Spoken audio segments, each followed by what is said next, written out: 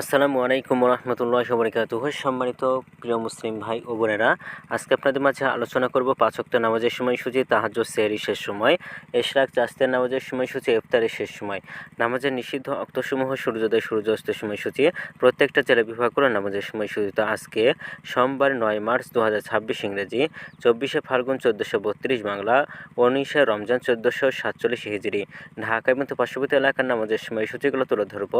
তারপর অন্যান্য জেলা বিভাগগুলোর নামাজের সময়সূচিগুলো তুলে ধরবো। তো যে যেখান থেকে ভিডিও দেখছেন কমেন্ট করে জানাবেন।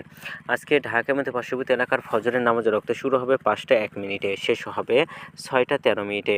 জোহরের নামাজের রক্ত শুরু হবে ১২টা ১৩ মিনিটে, জোহরের নামাজের রক্ত শেষ হবে ৪টা ২৪ মিনিটে।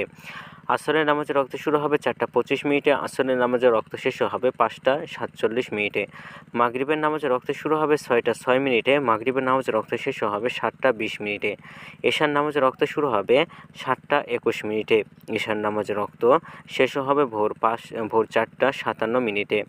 আজকে ঢাকা এবং পার্শ্ববর্তী এলাকার সেহরি শেষ সময় হলো ৪টা ৫৮ মিনিটে, আর ইফতারের সময় সন্ধ্যা ৬টা ৬ মিনিটে।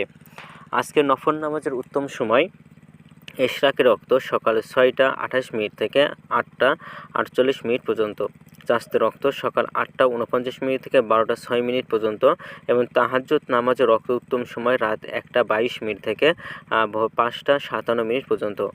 নামাজের নিষিদ্ধ রক্ত হলো ৩টার সময়, সকালে ৬টা ১৪ থেকে ৬টা ২৭ মিনিট পর্যন্ত, দুপুরে ১২টা ৭ থেকে ১২টা ১২ মিনিট পর্যন্ত, এবং সন্ধ্যায় ৫টা ৪৮ মিনিট থেকে ৬টা ৪ মিনিট পর্যন্ত।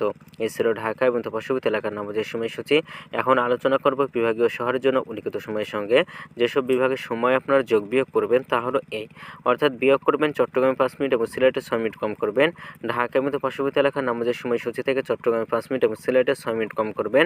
যোগ করবেন খুলনাতে ৩ মিনিট, রাজশাহীতে ৭ মিনিট, রংপুর ৮ মিনিট, বরিশালে ১ মিনিট বেশি করবেন।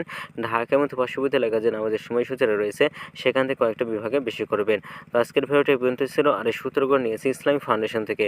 ভিডিওটি ভালো লাগলে অবশ্যই চ্যানেলটি সাবস্ক্রাইব করে পাশে থাকবে। ধন্যবাদ সকলকে। আসসালামু আলাইকুম রহমতুল্লাহি ওয়া বারাকাতুহু।